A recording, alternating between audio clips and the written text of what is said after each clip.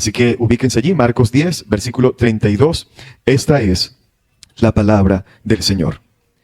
Iban por el camino, subiendo a Jerusalén, y Jesús iba delante, y ellos se asombraron, y le seguían con miedo.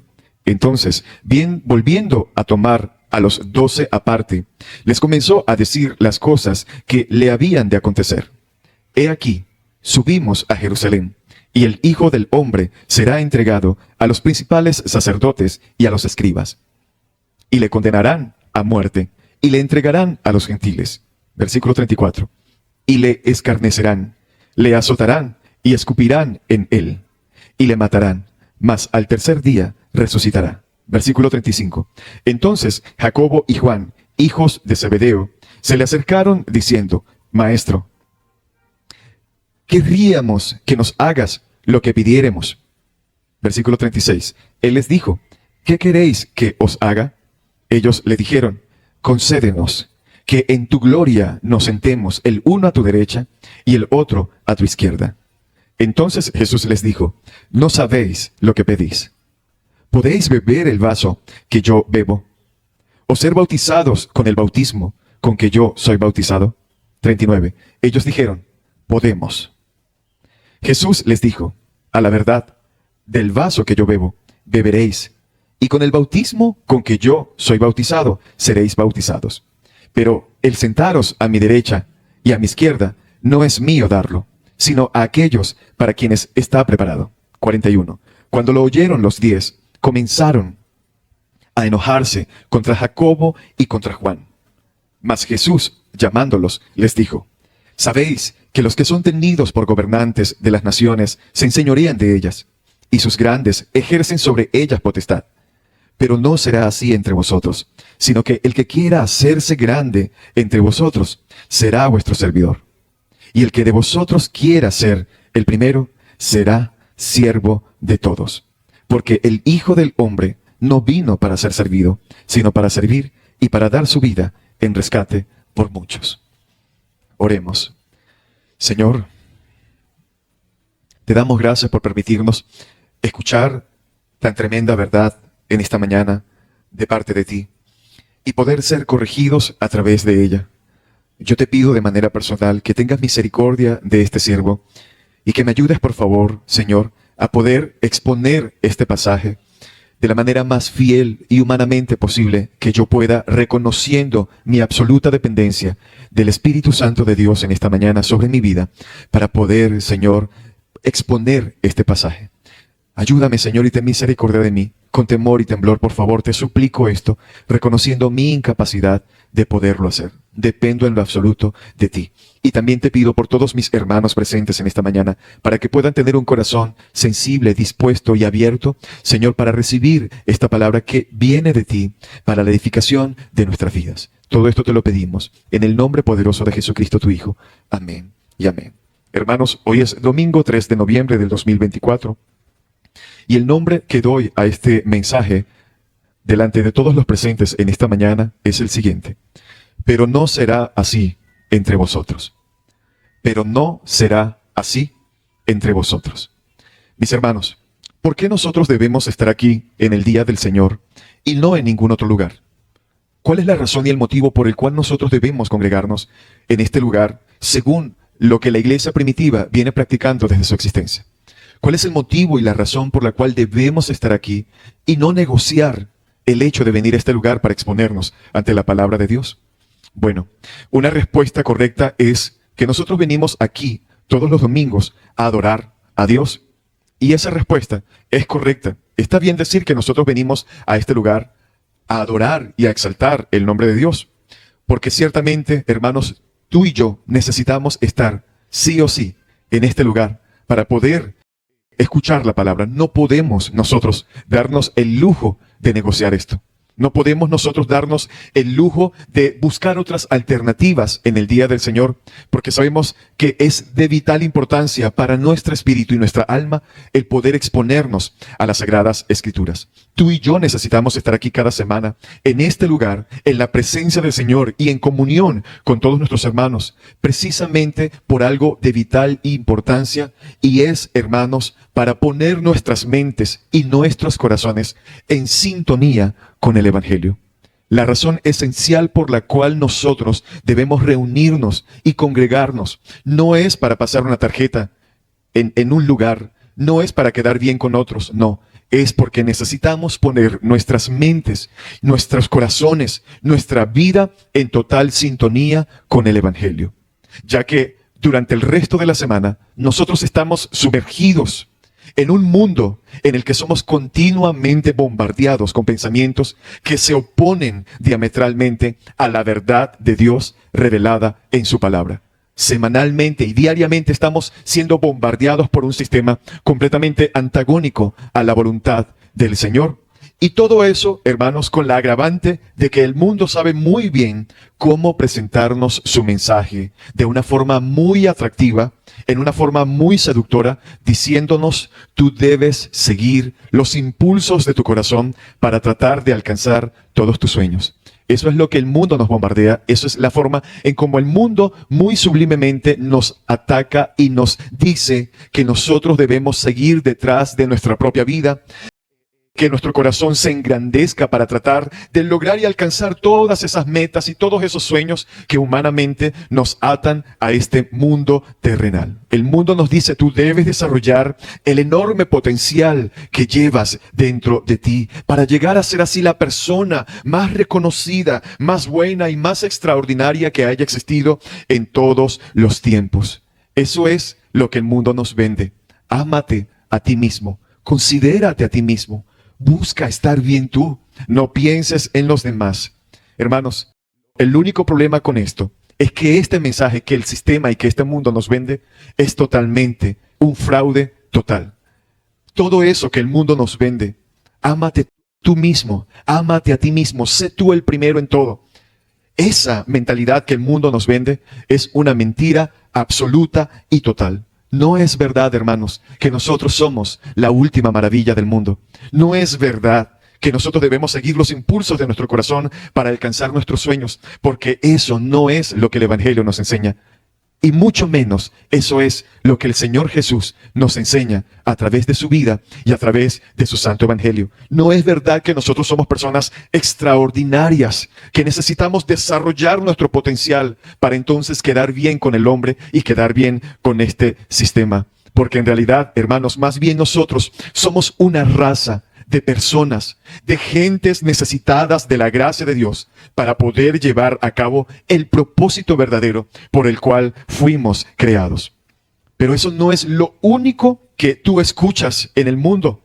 El mundo te vende un mensaje positivista, el mundo te vende un mensaje materialista. De hecho, ese amor por uno mismo y olvidarse de los demás, olvidarse de servir al prójimo o de amar al prójimo, es lo que nosotros escuchamos y vemos en todo este sistema, comenzando por las películas que vemos en Hollywood. Comenzando también por todos los mensajes que encontramos en las músicas o en las canciones que todos los cantantes de la actualidad nos enseñan. Todos sus mensajes, el centro, la esencia de lo que este mundo nos enseña, nos bombardea para que vayamos en contra del diseño o de ese ejemplo que el Señor Jesucristo nos ha dejado. Y eso, hermanos, es lo que nosotros precisamente venimos cada domingo a este lugar a contrarrestar, a recordarnos una y otra vez, por medio de la predicación de la palabra y por medio de escuchar el verdadero evangelio, que nosotros lo que en realidad somos es que somos pecadores necesitados de la gracia y de la misericordia de Dios. Necesitados de la intervención del poder que Jesucristo manifestó al morir en la cruz y al resucitar al tercer día, venciendo la muerte. Nosotros venimos a este lugar a recordarnos todo lo contrario a lo que el mundo nos enseña. Nosotros venimos porque necesitamos recordarnos urgentemente que necesitamos todos los recursos espirituales que Dios pone a nuestra disposición a través de la persona y de la obra de nuestro Señor Jesucristo. En otras palabras, nosotros necesitamos vernos a la luz del Evangelio. Nosotros necesitamos exponer nuestro corazón a la luz de ese evangelio y no a la luz del mundo. Porque si nosotros exponemos y vemos nuestro corazón a la luz del mundo, ¿qué nos dice el mundo? Sé grande, brilla, logra tus sueños, olvídate de Dios. Ama el reconocimiento de las personas, busca deleitar tu carne, desea las cosas que este sistema te da. Eso es lo que vamos a encontrar si exponemos nuestros corazones y buscamos verlo a través de la luz de este mundo caído. Pero en realidad, hermanos, necesitamos verlo a la luz del Evangelio y entender que lo que Jesús nos enseña es totalmente contrario a los sueños huecos, a los sueños baratos de grandeza que este mundo nos ofrece. Y eso, hermanos, lo vemos a continuación en el versículo 32, el cual vamos a comenzar a leer, donde entramos al último tramo de la vida de Jesús. Este es el último tramo de la vida del Señor Jesucristo, donde estaremos viendo enseñanzas muy impactantes que traerán transformación a nuestras vidas. Y donde Jesús por tercera vez, ¿qué hace el Señor allí? Por tercera vez, según el versículo 32 hasta el versículo 34, por tercera vez el Señor le advierte a sus discípulos acerca de su necesidad de ir a la cruz del Calvario. Jesús es la muestra, hermanos. Jesús es la muestra perfecta de vivir en obediencia a lo que Dios el Padre quiere decir. Jesús es la muestra perfecta de que no se debe vivir buscando el bienestar propio, sino que debemos buscar el bienestar de aquellos que nosotros decimos que amamos, es decir, al prójimo. ¿Ok? Y esto lo vemos en nuestro primer enunciado, el cual podemos llamar en esta mañana la determinación de ir a la cruz. Y lo veremos desde los pasajes 32 hasta el 34. Leemos lo que dice el texto. Iban por el camino subiendo ¿a dónde? Iban por el camino subiendo a Jerusalén. Y Jesús iba delante, y ellos se asombraron y le seguían con miedo. Entonces, volviendo a tomar a los 12 aparte, les comenzó a decir las cosas que le habían de suceder. Aquí vemos esta expresión que Marcos usa, dice, iban por el camino subiendo a Jerusalén. Aquí vemos que ya los discípulos saben lo que Jesús viene anunciando. Ellos ya estaban conscientes de lo que Jesús les venía diciendo. Nos estamos acercando a Jerusalén.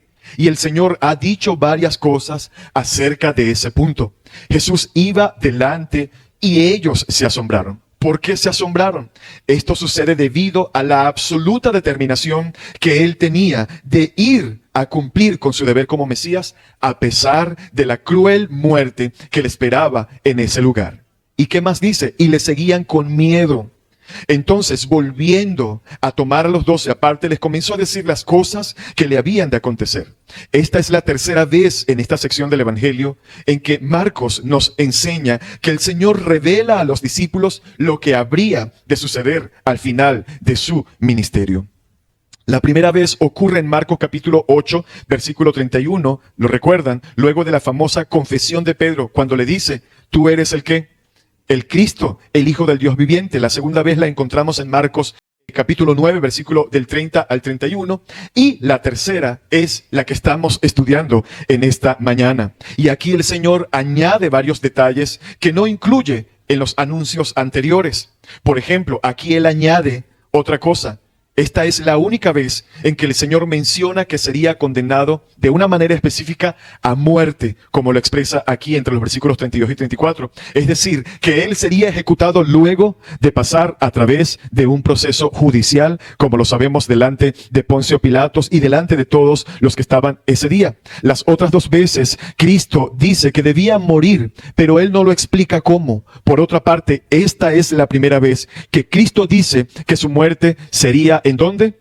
En la ciudad de Jerusalén. Hasta ahora, ese dato no había sido revelado y que los líderes religiosos de la nación lo entregarían a los gentiles. Y es la primera vez que Cristo revela que antes de su muerte sería burlado, escupido y también ¿qué?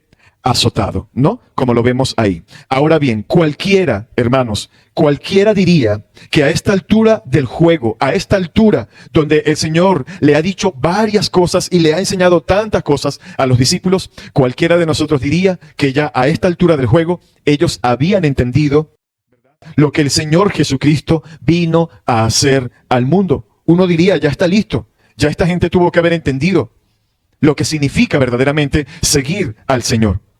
Porque ya van 3 veces diciéndoles lo mismo. Yo tengo que morir de mano de los líderes religiosos de la nación. Esa es la misión que el Padre me ha encomendado y yo debo llevarla a cabo. Pero a pesar de eso, hermano, a pesar de que esta es la 3ª vez que Él les viene diciendo todas estas cosas, a pesar de eso, ellos aún no han entendido. Ellos a esta altura no entendieron. De hecho, las 3 veces que Cristo anuncia su muerte a los discípulos, todos ellos reaccionan de una forma inadecuada, como lo vemos aquí a partir del versículo 35, y eso nos lleva a nuestro segundo enunciado. Ya vimos la determinación de ir a la cruz. Ahora veamos el segundo encabezado, el cual se llama los deseos de grandeza pecaminosa de los hijos de Zebedeo. Los deseos de grandeza pecaminosa de los hijos de Zebedeo. Hermanos, no está mal el buscar grandeza en el reino de Dios. No está mal buscar esa grandeza en el reino de Dios. Pero debemos saber identificar cómo se busca esa grandeza y con qué intención se busca esa grandeza. Es decir, tenemos que buscar esa grandeza con una intención no pecaminosa, es decir, que no sea desagradable ¿a quién? A Dios. Y esto lo vemos en el versículo 35. Y se le acercaron Jacobo y Juan, los 2 hijos de Zebedeo, diciéndole, Maestro, queremos que hagas por nosotros lo que te pidamos.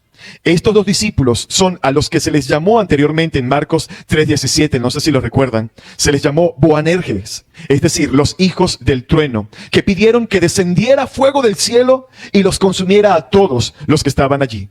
Junto a los demás discípulos, estos 2 hombres habían tenido una y otra vez actitudes completamente incorrectas delante del Señor. Pero a pesar de eso, a pesar de que vemos que estos hombres tuvieron estas actitudes incorrectas, porque estamos hablando de los 12 discípulos, estamos hablando de hombres que habían sido elegidos por el Señor para fundamentar en ellos, colocar ese fundamento de la iglesia. A pesar de eso, vemos más adelante que los discípulos tuvieron una transformación en sus vidas, donde llegaron a ser siervos de Dios completamente ejemplares para toda la iglesia del Señor. Y eso, a ti y a mí, nos trae cierta ¿qué? Cierta esperanza. Nos trae cierta esperanza para nosotros, porque creemos que Dios puede hacer lo mismo con todos nosotros. Dios puede hacer esto con todos nosotros, de que a pesar de todos nuestros errores, el Señor puede transformarnos para que cada vez más crezcamos para su gloria y para el servicio de otras personas, que podamos comprender verdaderamente el objetivo del Evangelio y podamos ser personas que modelan el carácter de Cristo. Sin embargo, ellos fueron muy arrogantes acá en este escenario, con esta petición que le hacen al Señor. Alguien decía que la petición de Juan y de Jacobo es como decirle a Dios en oración, Señor, te pedimos humildemente que hagas exactamente lo que nosotros queremos que tú hagas. Alguien dijo con relación a esto que esta expresión que ellos utilizaron es la expresión que usan los niños cuando están pequeños y llegan delante de papá o de mamá y le dicen, papá, dime que sí, dime que sí. No le han dicho, no le ha dicho a su papá qué es lo que quiere y ya le está sacando el sí de adelantado. Y esto fue lo que aparentemente sucedió acá. Ellos hicieron una petición arrogante y egoísta y muy peligrosa. Y eso, vaya hermanos, que suele suceder muchas veces en nuestras oraciones para con el Señor Jesucristo, en la que le pedimos cosas al Señor que no debemos estar pidiendo. Y debemos entender, hermanos, que si hay algo que podría ser altamente peligroso para la vida de un cristiano, es que Dios le diga que sí a todo lo que Él le pide. Eso es altamente peligroso. Sería altamente peligroso. Imagínese que Dios pudiera concederle a usted todas las cosas, absolutamente todo lo que usted le pide. Sería un peligro, porque cuántas cosas equivocadas no le pedimos al Señor y que muchas veces esas cosas serían más bien para nuestra propia destrucción. Pero Él nos ama tanto, hermanos. Dios nos ama tanto a pesar de lo que somos, como para llegar a ese nivel de permisividad para con nosotros. Dios nos guarda absteniéndose de darnos muchas de las cosas que nosotros torpemente a veces le pedimos, porque Él sabe que son muy peligrosas para nosotros, aunque nosotros pensemos totalmente lo contrario. Versículo 36. Y Él les dijo, ¿qué queréis que haga por vosotros? En otras palabras, primero díganme cuál es la petición y después le diré cuál es mi respuesta. Versículo 37. Ellos le dijeron, concédenos que en tu gloria, lo está leyendo, concédenos que en tu gloria nos sentemos uno a tu derecha y el otro a tu izquierda. En otras palabras, el Señor les dice, ¿qué es lo que quieren? Y ellos le responden, bueno, Señor, es muy sencillo. Mira, lo que nosotros queremos es que cuando tú llegues al poder, cuando tú estés allí en ese poder, en ese gobierno, nos concedas los puestos más importantes en tu gabinete de gobierno. Eso es lo que nosotros queremos. Que tú nos tengas allí y que estemos al lado tuyo, porque de seguro vamos a ser muy beneficiados. Y toda la gente nos va a querer servir, toda la gente va a querer tener que ver con nosotros. No estamos pidiendo mucho, solamente eso. Sinceramente, esta petición es una petición completamente arrogante. Esta es la tercera ocasión. Y es arrogante, ¿por qué? Porque esta es la tercera ocasión en la que el Señor les está hablando de su inevitable sufrimiento. ¿En dónde? En la cruz. ¿Y qué están haciendo ellos? Y ellos siguen sin entender. O mejor dicho, hermanos, ellos no quieren entender. Porque si hay algo que también nos sucede a nosotros, es que muchas veces Dios nos está hablando acerca de algo en nuestras vidas, que nos está diciendo a través de su palabra, esto es lo que tienes que hacer y esto es lo que tienes que obedecer. Pero nosotros queremos seguir haciendo lo que nosotros queremos, seguimos hablando lo que a nosotros nos interesa, porque sencillamente, al igual que los discípulos, no queremos entender. No queremos entender y queremos ir de manera antagónica en contra de los planes del Señor. Cristo acaba de decirles que Él sería condenado a muerte, que Él sería burlado, ¿qué más? Sería escupido, azotado, pero ellos estaban tratando de llegar primero que los otros discípulos para obtener los mejores cargos de gobierno. ¿Lo está viendo? Ahora, esta petición ciertamente no salió de la nada. Hay varios factores que se conjugaron probablemente en el corazón de Juan y de Jacobo para hacer esta petición. En cierto sentido se puede decir que esta petición era una manifestación de que estos hombres tenían fe en las palabras que el Señor Jesús les venía enseñando. Ellos no tenían ninguna duda de que Cristo era un rey y que iba a establecer prontamente un reino y que ellos iban a reinar con él. Ellos estaban seguros de eso. Así que por lo menos nosotros podemos decir que ese punto está a favor de Juan y de Jacobo, ya que ellos en esa parte estaban mostrando una fe y creían, tenían una convicción de lo que el Señor Jesús les estaba diciendo, ya que el Señor sí les había dicho en anteriores ocasiones que ellos estarían con el Señor. Por otra parte, Juan y Jacobo pertenecían al círculo más íntimo de los 12 discípulos. ¿Sí recuerdan eso? Eso lo vemos una y otra vez en los evangelios y eso podía a nosotros ayudarnos a presumir que puede ser una de las razones por las cuales ellos fueron tan osados al pedirle al Señor tal cosa. Además, en Mateo 20, puede verificar un momentico de manera rápida, en Mateo 20 del 20 al 22, capítulo 20 del 20 al 22, tenemos también la petición de ¿quién? De la mamá, ¿no? De forma paralela tenemos este escenario.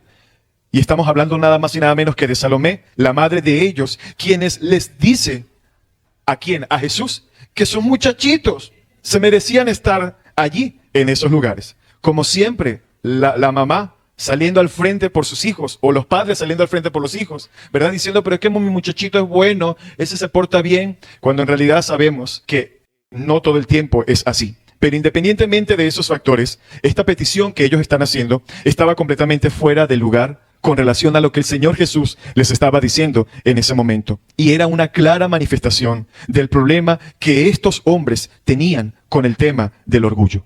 Tenían un tema del orgullo, un problema de orgullo dentro de ellos. Los apóstoles, en los que Jesús estaba colocando el fundamento de la iglesia, tenían este problema de orgullo, y el cual Marcos nos permite a nosotros que lo veamos hoy, para que nosotros busquemos de una y otra manera luchar y evitar esta conducta pecaminosa acerca del orgullo, acerca de querer ser nosotros el centro de nuestras vidas, acerca de querer llegar nosotros a todos los lugares y ser vistos, no pasar desapercibidos, ser reconocidos.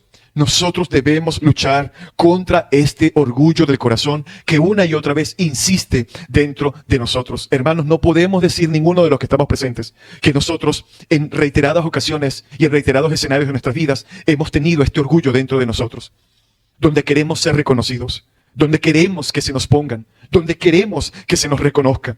Y esta, hermanos, no es la primera vez que surgía este asunto entre los discípulos. Recordemos que en capítulos anteriores ellos discutían por quién iba a ser quién, el mayor. Ellos peleaban porque querían ser el mayor. Ellos mostraban también una actitud exclusivista, donde toda persona que podría llegar a ser una amenaza para ocupar los lugares de ellos, ¿qué hacían? Los excluían y les decían: no, te prohibimos que eches fuera demonios. ¿Se acuerdan? Aquel escenario.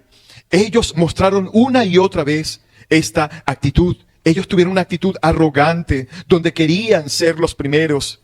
Pero a pesar de eso, hermanos, nosotros podemos decir a favor de los discípulos que teniendo todas las circunstancias en contra, a pesar de todo eso, estos hombres confiaban plenamente en el triunfal final que el Señor Jesús tendría en esa resurrección. Ellos confiaban en el establecimiento de su reino, pero no acababan de entender la naturaleza de ese reino, ni tampoco estaban entendiendo lo que implicaba seguir a un rey como nuestro Señor Jesucristo.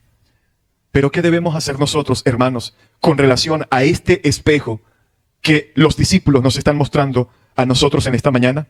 Nosotros debemos rogar al Señor que no pase eso con nosotros. Rogar al Señor que no pase esto y que en esta mañana nosotros salgamos entendidos de lo que implica verdaderamente seguir a un rey como nuestro Señor Jesucristo.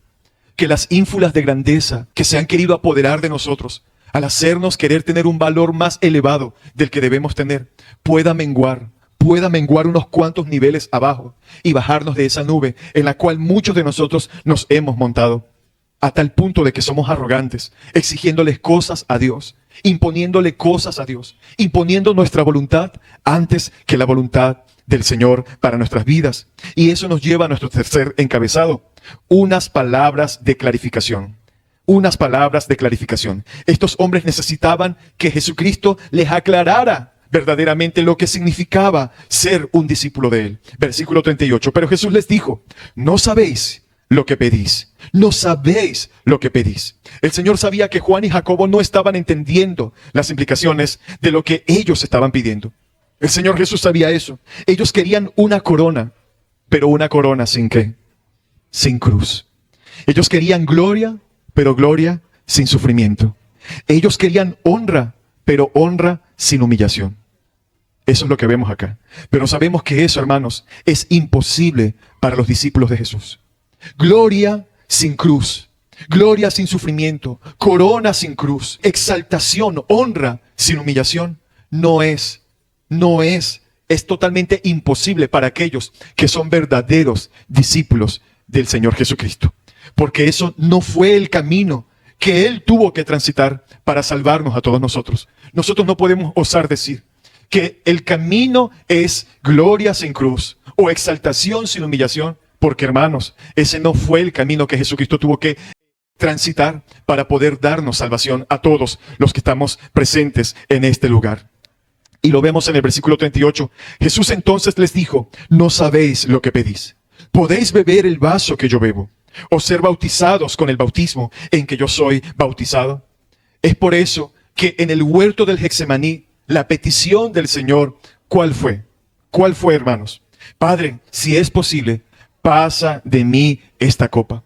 Por eso es que nosotros no podemos evitar ver la gloria si antes nosotros no reconocemos el valor de la cruz del Calvario, el valor de lo que ese acto tan solemne y tan divino tuvo que ejecutarse para que pudiera darse la salvación o permitirse la salvación para nuestras vidas.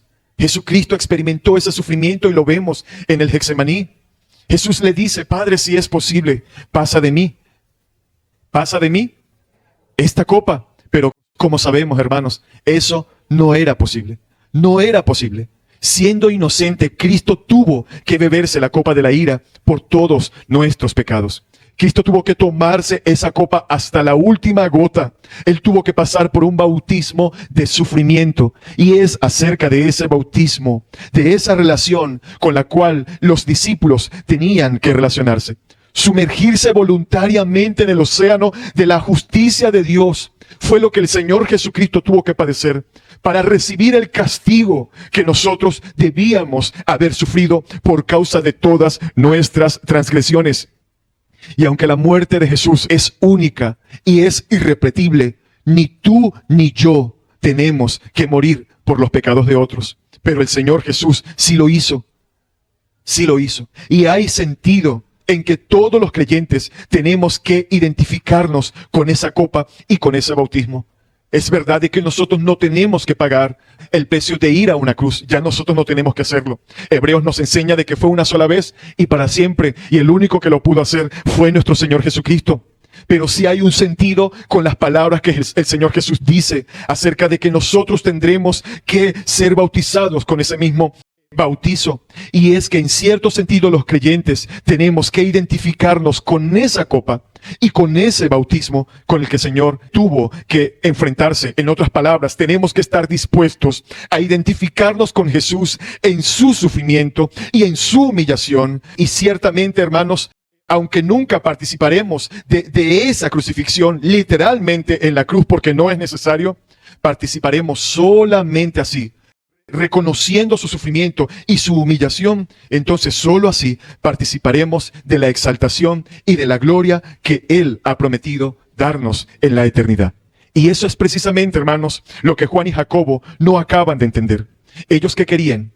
Ellos querían ser exaltados en el reino de Cristo, pero solo eso, hasta allí. Queremos la exaltación, pero no queremos que vayas a la cruz, no queremos sufrir. Ellos querían participar de la gloria de Cristo, pero no estaban dispuestos a sufrir o a participar de la humillación y de los sufrimientos. ¿Qué le está diciendo el Señor aquí en este texto? Ustedes no saben lo que están pidiendo. Ustedes no saben ni se imaginan lo que están pidiendo por sus bocas. ¿Acaso pueden beber de la copa que yo bebo y ser bautizados con el bautismo con que yo soy bautizado? Hermanos, ¿y saben qué les respondieron estos dos hombres? Véalo en el versículo 39 y vea la coma que está allí. ¿Qué les dijeron? Podemos. Sí, nosotros podemos. Sinceramente, hermanos. Y cualquiera de nosotros puede decir, ¿cómo puede ser posible que digan eso? Qué poco espirituales. Pero la verdad, hermano, es que tú y yo hubiésemos respondido exactamente lo mismo. Lo mismo hubiéramos dicho todos nosotros. Versículo 39, podemos. Esto es impresionante porque Juan y Jacobo estaban muy seguros de su propia fidelidad y de su propia fortaleza. Es decir, ellos estaban seguros de sí mismos. Ellos estaban absolutamente seguros de su propia fortaleza. Ellos estaban confiando en su fidelidad. Pero la verdad, hermanos, es que todos los que estamos en este lugar sabemos lo que ocurrió cuando Cristo fue arrestado. ¿Qué fue lo que ocurrió? Todos los apóstoles salieron huyendo. La verdad es que estos hombres no se conocían a sí mismos. Esa es la verdad. Ellos no se conocían a sí mismos. Esto nos enseña que ninguno de nosotros puede ser fiel a Cristo en sus propias capacidades y en sus propias fuerzas. Tú y yo no somos, hermanos, no podemos ser fieles al Señor en nuestra propia fe o en esa supuesta superfe que nos vende el sistema del evangelio barato que en la actualidad se predica en muchos lugares. ¿Y por qué pasa esto? Porque ser fieles a Él en este mundo caído tiene un precio. Tiene un precio. Versículo 39. Jesús les dijo, a la verdad, del vaso que yo bebo, beberéis, y con el bautismo con que yo soy bautizado, seréis bautizados. El Señor le está diciendo aquí a Juan y a Jacobo, miren, yo no puedo asegurarles el puesto que ustedes van a tener en el reino de los cielos. Pero versículo 40. Pero el sentaros a mi derecha y a mi izquierda no es mío darlo, sino a aquellos para quienes está preparado. Porque eso ya fue asignado soberanamente por Dios mi Padre desde antes de la fundación del mundo. Eso es un asunto del Padre, no es mío. Pero Jesús le dice, en otras palabras, pero sí hay una cosa que yo les puedo asegurar a todos ustedes. Si hay algo que yo les puedo asegurar, y es que van a sufrir. Van a sufrir. Eso sí es seguro. Eso sí es seguro. Yo no sé ciertamente cuál es el puesto, ni siquiera qué tan lejos van a estar ustedes del trono, no lo sé. Pero lo que sí es segurísimo es que ustedes van a sufrir si me siguen verdaderamente. Si ustedes están dispuestos a seguirme verdaderamente, como yo lo demando, ustedes van a sufrir. Ustedes van a beber de esa copa. Ustedes van a ser bautizados con ese bautismo. Queridos hermanos presentes, todos los que estamos en este lugar, el camino que lleva a la gloria pasa primero por la cruz. Que no se nos olvide. Esto no es un ludo, ¿sabe? Que usted salta. ¿Se acuerda el monopolio? Que usted se saltaba las estaciones. No. El camino, escúcheme, el camino que lleva a la gloria pasa primero por la cruz. ¿Saben por qué? Porque nosotros seguimos a un crucificado. Nosotros seguimos a un rey crucificado. Por supuesto, es importante aclarar que no es la humillación, ni el sufrimiento, ni el servicio lo que nos hace salvos. Lo que nos hace salvos, ¿qué es? La gracia del Señor, la fe puesta en Cristo, la obra que el Señor ha hecho en la cruz del Calvario, su obra redentora. Él es el que nos hace salvos. Pero seguir a Cristo implica la intención de identificarse con Él en su humillación. Implica la intención de identificarse con Él en el sufrimiento que Él padeció. Ese es el llamado de Cristo a los que quieren seguirle verdaderamente a Él. Y eso nos lleva a nuestro último enunciado en esta mañana. Una lección acerca de la verdadera grandeza en el reino. Una lección acerca de la verdadera grandeza en el reino. Versículo 41. Cuando lo oyeron los 10, es decir, el resto de quienes, el resto de los discípulos, ¿qué hicieron? Comenzaron a enojarse contra Jacobo y contra Juan. Lo que Marcos está diciendo aquí es que los discípulos estaban furiosos contra Jacobo y contra Juan. Estaban llenos de rabia contra ellos. Y ciertamente Marcos no nos aclara y no nos da luz del por qué específicamente estaban bravos. Y nosotros podemos inferir que por decir tal vez esas barbaridades que le dijeron, ¿cómo ustedes le van a decir eso al Señor Jesús? Nosotros podemos inferir eso. Pero conociendo y sabiendo lo que ellos ya venían haciendo, lo que podemos decir también es que la razón por la cual ellos estaban bravos, la verdadera razón, es porque estos dos se le habían adelantado. Probablemente esa sea la razón. ¿Y por qué? Por lo que vemos más adelante. Al final de cuentas, hermanos, los 12 discípulos tenían exactamente el mismo problema de orgullo. El mismo problema. Y que, por cierto, hermanos, todos los que estamos presentes en este lugar, ninguno puede decir que no tiene problemas con esto. Ese mismo problema que tú y yo tenemos de orgullo, donde muchas veces queremos que se haga lo que nosotros imponemos. Tanto en nuestro círculo familiar, tanto en nuestro círculo laboral, en nuestro círculo eclesiástico como hermanos en la iglesia, e incluso en nuestra relación con el Señor, nosotros queremos hacer lo que nosotros se nos antoja y queremos que eso suceda. Y es allí donde está el error. La influencia del mundo, hermanos, había llegado a ser un tremendo obstáculo para que los discípulos pudieran asimilar las verdaderas enseñanzas y el ejemplo de Jesucristo. Y eso puede suceder en nosotros. Y por eso es lo que le decía al principio. Nosotros necesitamos venir a este lugar a congregarnos para adorar al Señor y exponernos ante su palabra y su santo evangelio, porque el evangelio nos alinea. Nosotros por eso es que necesitamos venir los domingos a congregarnos y cada vez que haya oportunidad. ¿Para qué? Para venir a alinear nuestra mente y nuestros pensamientos y colocarlos en sintonía con lo que el evangelio nos enseña. Porque esa es la única razón en que podremos nosotros, o la única forma con la que podremos contrarrestar todo el bombardeo que recibimos de parte de este mundo durante el resto de la semana. Y aún mucho más en esta generación tan hedonista y tan narcisista. Estamos sumergidos en un mundo totalmente hedonista y narcisista. Entiéndase, hedonista es una persona que vive para el placer propio, vive constantemente para darse placer en todos los aspectos. Eso es una persona hedonista, y esta generación es totalmente hedonista, y en ese hedonismo este sistema nos quiere sumergir a ti y a mí, y nosotros tenemos que huir de ese tipo de conductas. El hedonismo lleva a la persona a que todo lo que no le causa problema, eso es lo que él busca. Una persona hedonista busca todo aquello que le trae placer y que lo libra de los problemas. Yo no quiero problema en mi vida, yo quiero que todo vaya bien, yo quiero una vida absolutamente fácil, una vida cómoda. Eso es ser un hedonista. Y narcisista, pues todos sabemos lo que significa. ¿Qué es un narcisista? Una persona que está enamorada de sí mismo. Recordemos, Narciso, un personaje de la mitología griega, se llegó a ver su rostro en el reflejo de un estanque. y terminó enamorándose de él mismo, de lo que estaba viendo. Pero por causa de ese amor intentó abrazarse y se terminó yendo, hundiendo y muriendo. Y ciertamente eso, hermanos, es lo que muchas veces nosotros tenemos. Nos morimos por nosotros mismos, por nuestra comodidad, por nuestro yoísmo, por el egocentrismo, el monstruo del egocentrismo que tenemos dentro, donde queremos nosotros estar cómodos, hermanos, y no buscar la comodidad de otros. Y que fue precisamente eso lo que nuestro Señor Jesucristo vino a hacer al entregar su vida por todos nosotros. El Hijo de Dios hizo eso. Y es necesario, hermanos, absolutamente es necesario que nosotros huyamos a este tipo de conductas. El narcisismo es totalmente contrario al mensaje del Evangelio. Una persona narcisista, una persona hedonista, pueden haber creyentes así.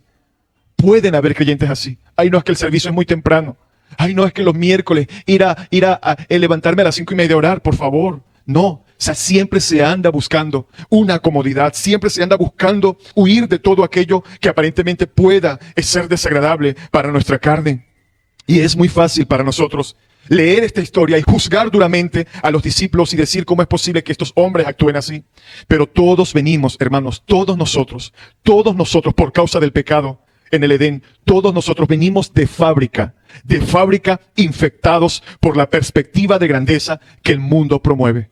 Todos nosotros venimos con esa infección dentro, con ese pecado dentro, con ese deseo de ser autónomos y de hacer lo que nosotros queremos, lo que a nosotros nos plazca, lo que se nos dé la gana, y que por cierto fue lo que hicieron Adán y Eva en el jardín del Edén. Pero debemos pedir al Espíritu Santo, todos los que estamos en este lugar el día de hoy, pedirle al Espíritu Santo que nos ayude a luchar contra esos deseos de la carne, que se levantan una y otra vez buscando el prestigio y la grandeza pecaminosa, que es lo que los discípulos estaban buscando. Los seguidores de Cristo deben ser intencionales. Escúcheme, hermano, los seguidores de Cristo deben ser intencionales en identificar esos movimientos de su corazón y erradicar esa perspectiva mundana que todos tenemos y que una y otra vez quiere levantarse en nuestros corazones. Vean por favor el versículo 42 al 44. Mas Jesús llamándolos les dijo: sabéis que los que son tenidos por gobernantes de las naciones se enseñorean de ellas y sus grandes ejercen sobre ellas potestad. ¿Lo está viendo? Versículo 43. Pero no, y ahí está el nombre de este mensaje. Así se llama esta predicación. Versículo 43. Pero no será así entre vosotros, sino que el que quiera hacerse grande entre vosotros será vuestro siervo.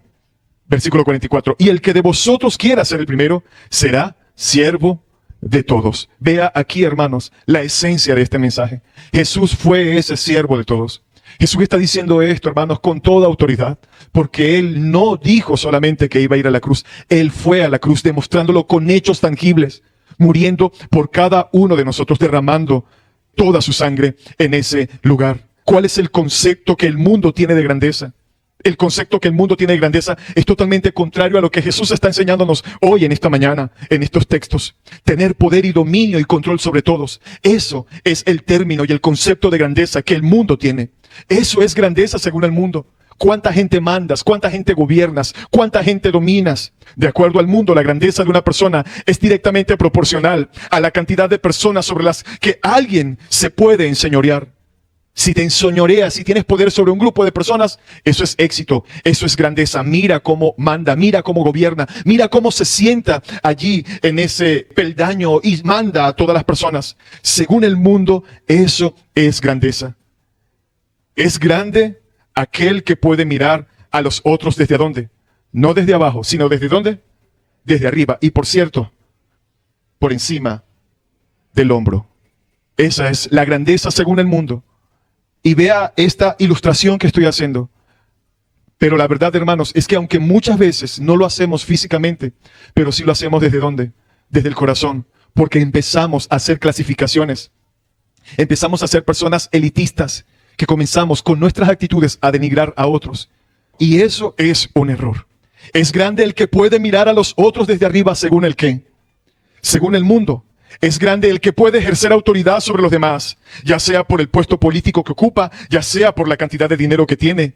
El que tiene más gana. El que tiene más servidores, el que tiene más sirvientes, ese es el ganador. Ese es el que está allí en la cúpula del poder.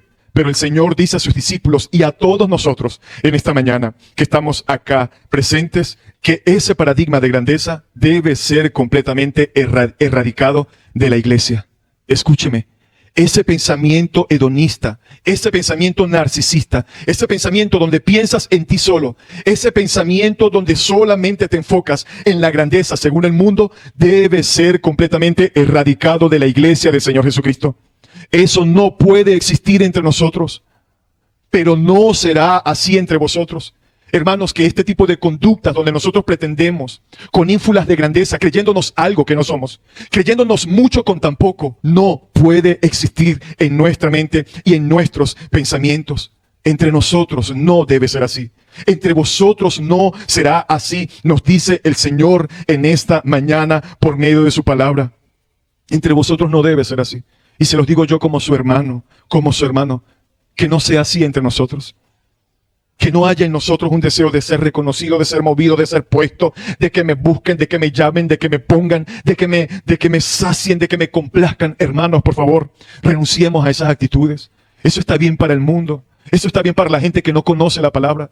Pero para ti y para mí, que ya hemos por misericordia de Dios avanzado en ciertas cosas de la palabra, necesitamos madurar en esto, por favor. Entre nosotros no debe ser así. No debe ser así. Sino que cualquiera que desee llegar a ser grande será vuestro servidor, lo dice el Señor acá. Y el que quiera ser el primero será siervo de todos. ¿Eres tú una persona que estás buscando ser grande en el reino de Dios? Pues entonces entiende algo, hermanos, no está mal que lo busques, pero búscalo con las intenciones correctas, con las intenciones que Jesucristo nos muestra en su palabra. Vete para atrás. ¿Y sabes por qué te tienes que ir para atrás? Porque desde atrás vas a poder ver qué necesidades tienen tus hermanos. A ser siervo de todos. La palabra en griego es doulos o doulos de todos. Es decir, esclavo de todos. ¿Qué es lo que quiere decir en el griego? Es lo que dice el texto literalmente. La grandeza, hermanos, se mide cuando, estando seguro de quién eres en Dios, te despojas de tus cargos para volverte esclavo y siervo de aquellos que no pueden recompensarte. Y vuelvo a repetir eso. La grandeza se mide, según el reino de Dios, la grandeza se mide cuando, estando seguro de quién eres en Dios, te despojas de tus cargos para volverte esclavo y siervo de aquellos que no pueden recompensarte. Que no pueden recompensarte. Nuestro Señor Jesús nos dio ejemplo de ello cuando lavó los pies de los discípulos en Juan 13. Ya todos conocemos ese extracto de la palabra. Él les lavó sus pies para enseñarles la verdadera grandeza que busca el bien de quienes, de otros. Esa es la verdadera grandeza. Y quiero dejarles esto. En el mundo la grandeza se mide por cuántos te obedecen o cuánta gente mandas. Pero en el reino de Dios la grandeza se mide por cuántos pies lavas. Por cuántos pies lavas. En el reino de los cielos la grandeza no se mide por la cantidad de personas que están por debajo de ti, sino por la cantidad de personas a las que tú les sirves. Y hoy esto debe calar profundamente en los corazones de todos los que estamos presentes en este lugar. La arrogancia, dejémosela, hermano, al inconverso. La arrogancia y las ínfulas de grandeza, vamos a dejársela, y discúlpenme la palabra, a todas esas personas que no conocen el Evangelio. Dejemos esto a la gente que tal vez no tiene un conocimiento de la palabra.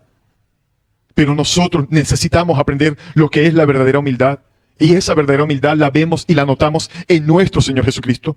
La grandeza en el reino de Dios es para que el que la asume voluntariamente y asume voluntariamente la posición de ser un esclavo de otros. El mayor en la presencia de Dios es el que se hace esclavo, doulos de otros en el griego. Porque eso es precisamente lo que el Señor hizo. Y por cierto, el Señor Jesús es el más grande de todos al ir a la cruz a morir por nosotros. Porque versículo 45, porque el Hijo del Hombre no vino para ser servido. Lo está leyendo. Y me gusta como lo dice la NBLA, la Nueva Biblia de las Américas. Dice, porque ni aún el Hijo del Hombre, utiliza esta expresión acá. Porque ni aún el Hijo del Hombre, hermanos, ni aún el Hijo del Hombre, ni aún el Rey de Gloria, ni aún el soberano de todos, vino a enseñorearse o vino, hermanos, a buscar el ser servido. El Señor tenía todo el derecho del mundo de venir aquí con un séquito de ángeles que le sirvieran hasta el más mínimo detalle. Jesús tenía el derecho de hacer eso, porque Él es el Hijo de Dios, el unigénito. Él es la segunda persona de la Trinidad. Él es el creador y sustentador del universo. Y Él, hermanos, nos enseñó que Él no vino para ser servido. Él vino para servir hasta la muerte. Y lo demostró, hermanos, yendo a esa cruz. Él es la tabla de evaluación. Él es la tabla de evaluación que Dios usa para medir la grandeza, la verdadera grandeza de un ser humano. Escucha lo que dice Pablo en Filipenses capítulo 2, versículo 3, y por favor búsquelo allí rápidamente. Que dice Pablo: nada hagáis por egoísmo o por vanagloria, sino que con actitud humilde, véalo, con actitud humilde cada uno de vosotros considere al otro como más importante que a sí mismo, no buscando cada uno sus propios intereses, sino más bien los intereses de ¿quiénes? Los intereses de los demás. Y la verdad, hermanos, es que a ninguno de nosotros no queremos aceptar estos textos.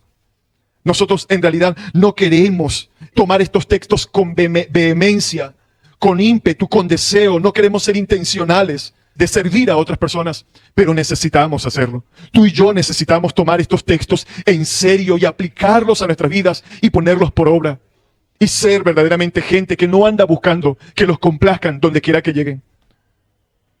Bota la alfombra roja, hermano, que tú mismo te arrojas delante de ti. Llegas a cualquier lugar y te bajas de tu carro y cierras la puerta con una cara de serio. ¿Qué problema tengo yo de que usted tenga ese carro o que usted tenga lo que tenga, hermano? Por favor, seamos humildes. Seamos humildes y entendamos que lo que tenemos y que lo que somos, que hemos logrado, si algo hemos logrado en este mundo que va a pasar, es por la gloria y la misericordia del Señor. Es por el favor de Él. Es por Él, hermanos. No tenemos absolutamente nada de qué gloriarnos.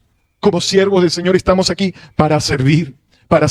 Y por favor, que esto no pase a ser simplemente un cliché que ya sabemos. Sí, pastor, ya yo sé eso. No, hermanos, no se trata de saberlo. Se trata de ponerlo por obra. Se trata, hermanos, de decir: yo voy a remangarme las mangas y a servir en el reino de Dios. A ver qué necesidades hay, cómo puedo ayudar. Nosotros necesitamos estas actitudes en nuestros corazones. Empezar a ver a nuestros hermanos verdaderamente como mayores que nosotros. ¿Cómo ves tú a la persona que está sentada a tu lado? O que está delante de ti o que está detrás de ti. ¿Cómo la ves? ¿Cómo la ves? ¿Cómo la estás viendo? ¿Cómo la consideras delante de los ojos de Dios? La denigras, la pones por debajo porque no tiene tu título. Porque no es profesional como tú. Porque no tiene los títulos que tú lograste. Porque no estudió donde tú estudiaste. Porque no viene de la urbanización o del sector de donde tú vienes. Hermano, comienza a mirar a tus hermanos como mayores que tú. Eso es un remedio para el orgullo. Eso es un antídoto, hermanos, un antialérgico para repudiar las ínfulas mentirosas de grandeza que quieren apoderarse de nosotros. Por favor, hermanos, aprendamos del Señor Jesús en este sentido. Y consideremos a nuestros hermanos, busquemos servirle, busquemos ayudar, busquemos ver qué necesidad tiene y apoyar a nuestros hermanos con una actitud de siervo siempre, con una actitud de glorificar al Señor a través de eso, entendiendo que esto no es para nuestra salvación, sino simplemente para dar gloria al Señor Jesús. La verdad es que por la condición caída de nuestra carne preferimos ser servidos antes que servir, porque lastimosamente esa es nuestra naturaleza caída. Nos asusta pensar que podemos dedicar nuestra vida a servir a otros en el anonimato sin ser reconocidos absolutamente por nadie. Nos cuesta pasar desapercibidos. Pero eso es precisamente lo que hacen los esclavos. Los esclavos son ignorados. Muchas veces ni siquiera los miran a los ojos. Simplemente les reciben la copa y ya. Y ni siquiera los voltean a ver. Bueno, ese tipo de esclavos invisibles es lo que nosotros debemos buscar. Son personas que viven para servir a los demás. Su meta en la vida no es buscar el estrellato, no es alcanzar el reconocimiento. Es simplemente suplir las necesidades de otros. Y lo que el Señor nos está enseñando en este pasaje es que ese es el efecto que debe producir el Evangelio en nuestras vidas. Ese es el efecto que debe producir la palabra, el Evangelio en nuestros corazones. Hermanos, ¿y por qué nosotros necesitamos aprender a ser esclavos? Porque el pastor lo dice. No, hermanos, ¿saben por qué? Porque eso fue lo que el Señor Jesucristo vino a hacer. Él se volvió esclavo, hermanos. Él se volvió siervo, tomó la forma de siervo, que no es otra traducción más que esclavo. Yendo a la cruz y padeciendo muerte y muerte de cruz por todos nosotros. Él lo hizo para suplir la mayor necesidad que nuestra alma tenía, y era nuestra salvación, y que por cierto no podíamos lograrla por nosotros mismos, porque estábamos muertos en nuestros delitos y pecados. Pero los discípulos, hermanos, no querían hacer eso. Los discípulos, ellos son un vivo ejemplo de por qué nosotros necesitábamos ese rescate. Los discípulos son un vivo ejemplo de por qué Jesucristo tuvo que venir a morir en la cruz para darnos salvación. porque somos orgullosos, porque somos egocéntricos, porque somos envidiosos, porque somos sedientos, estamos sedientos de gloria, sedientos de poder. Pero Cristo, hermano, vino al mundo y pagó nuestra deuda con la justicia de Dios, muriendo en nuestro propio lugar para librarnos de esa esclavitud. Si hay algo, hermanos, que hace la cruz del Calvario y que Jesús vino a hacer, fue a librarnos de esa esclavitud en la cual aún nosotros estamos muchas veces amarrados. Porque la verdad es que somos egocéntricos y tenemos ese problema de orgullo dentro de nuestros corazones.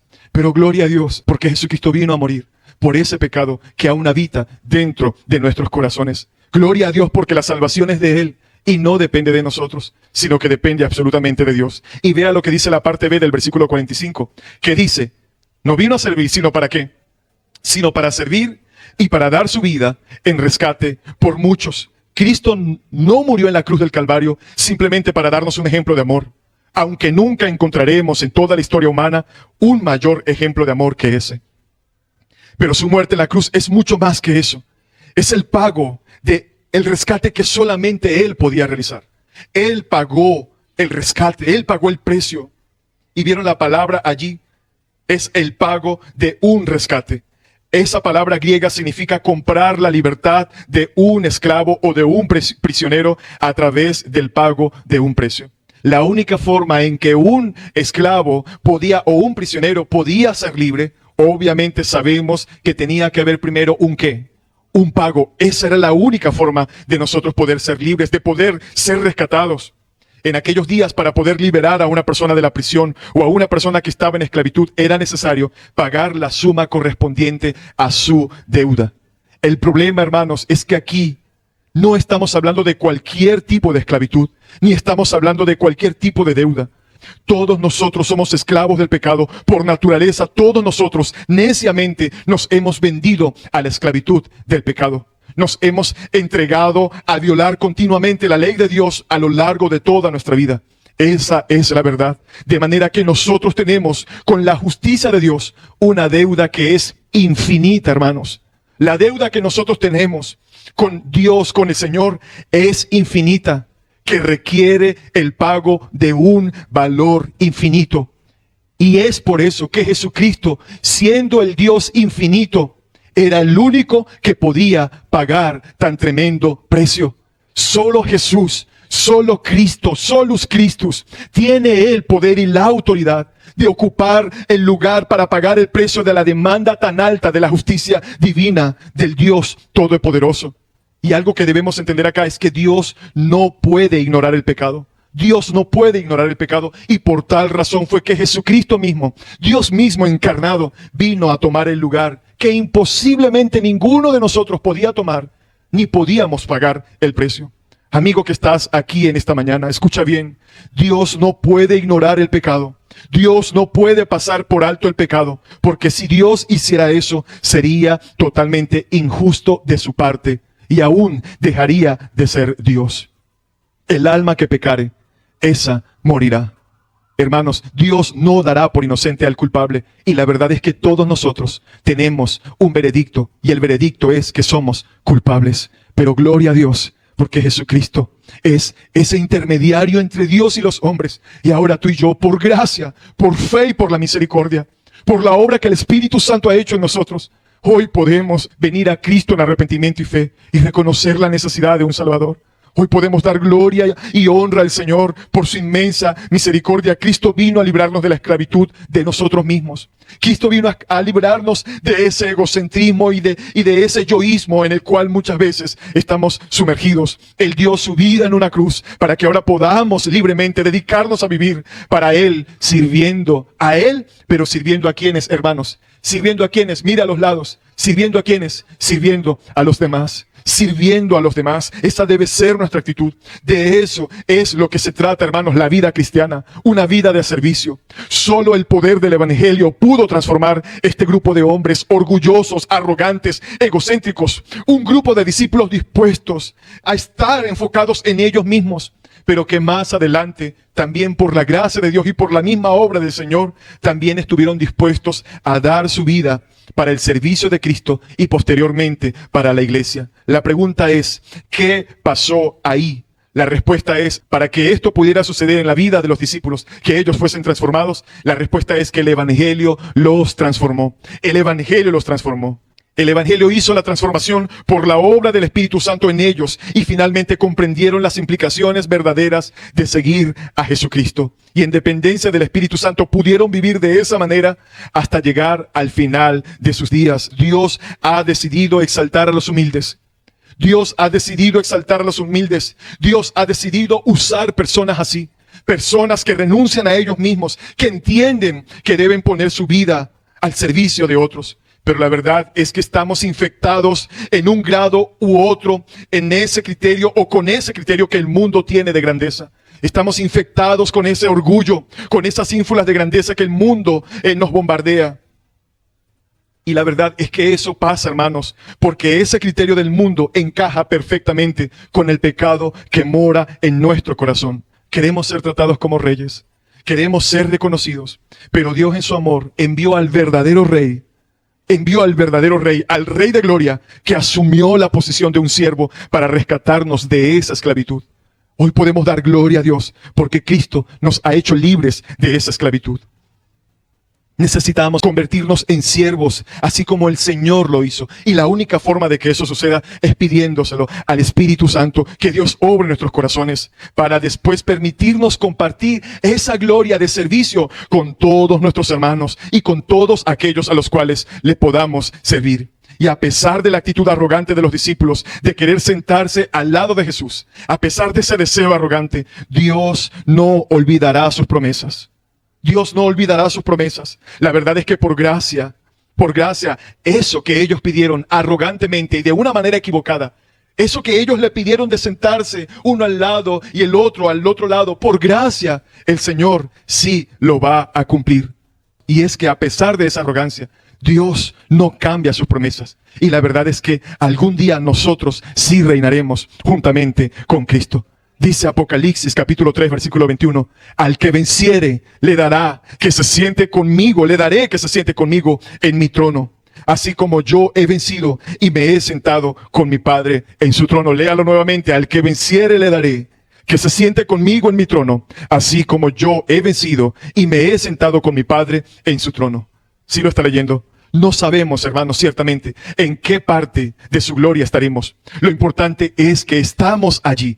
Con Cristo, estamos sentados juntamente con Él en lugares que celestiales, dice su palabra. Pero recuerda que en el reino de Cristo los primeros puestos están reservados para aquellos que sirven, para los que sirven, no para los que tienen complejo de realeza, no para los que tienen ínfulas de grandeza. Es el tiempo de disponer nuestros corazones, obedecer esta palabra, ver el ejemplo de Cristo, ver lo que Él hizo y seguir ese ejemplo. Aplicaciones, para irnos ya, 2 aplicaciones para los creyentes. Escuchen bien esto. Aplicaciones para los creyentes. Pastor, ¿cómo hago para aplicar esto a mi vida? ¿Cómo hago yo para asimilar esto, para entenderlo, para llevarlo a práctica? Bueno, aquí están estas aplicaciones. Nosotros tenemos que ser intencionales en tratar de identificar aquellas áreas de nuestras vidas que no se encuentran en sintonía con el Evangelio. Vuelvo a repetir eso. Nosotros tenemos que ser intencionales en tratar de identificar aquellas áreas de nuestras vidas que no se encuentran en sintonía con el Evangelio. Tienes que tratar de identificarlas. Identifica esas áreas que no están en sintonía con el Evangelio y en dependencia del Espíritu de Dios, resistir al molde en el que este mundo quiere meterte. En dependencia del Espíritu de Dios, resistir al molde en el que este mundo quiere meternos. Y seguir siendo transformados en nuestro entendimiento para ser cada vez más como Cristo. Nosotros tenemos que ser intencionales en tratar de identificar aquellas áreas de nuestras vidas que no se encuentran en sintonía con el Evangelio y en dependencia ¿a quién? Al Espíritu de Dios, resistir al molde, escúcheme, al molde en el que este mundo nos quiere meter. Y seguir siendo transformados en nuestro entendimiento para poder ser cada vez más como Cristo.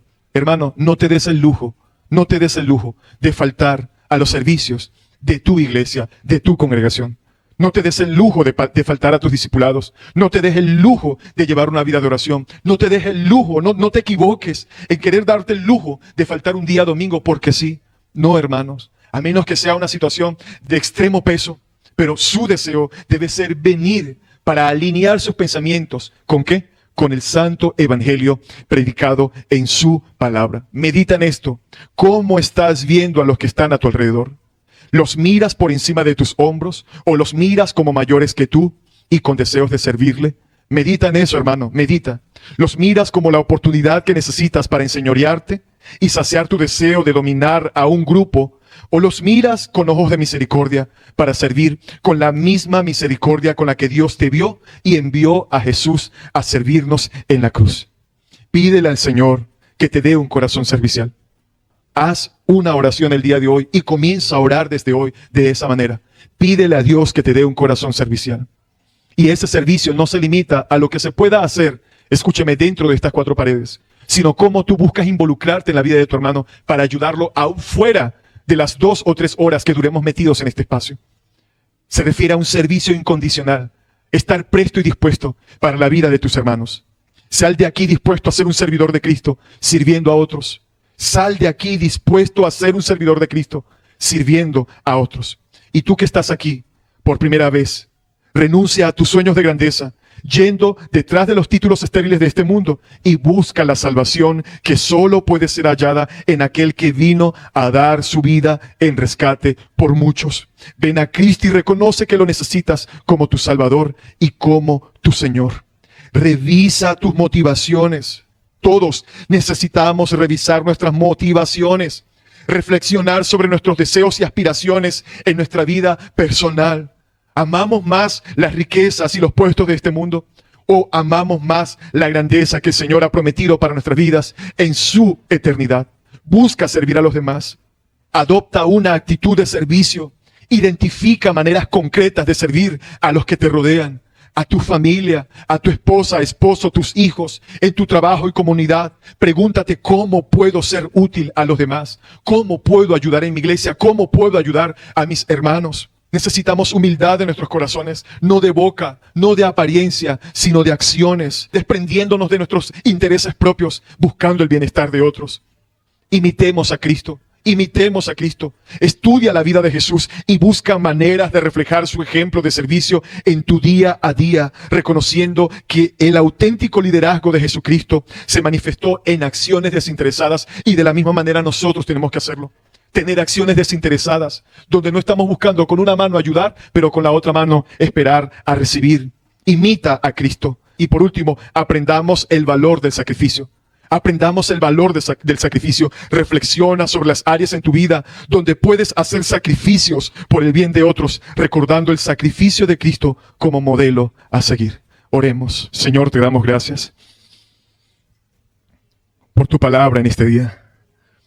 Gracias, Señor, por permitirnos exponernos ante estas verdades.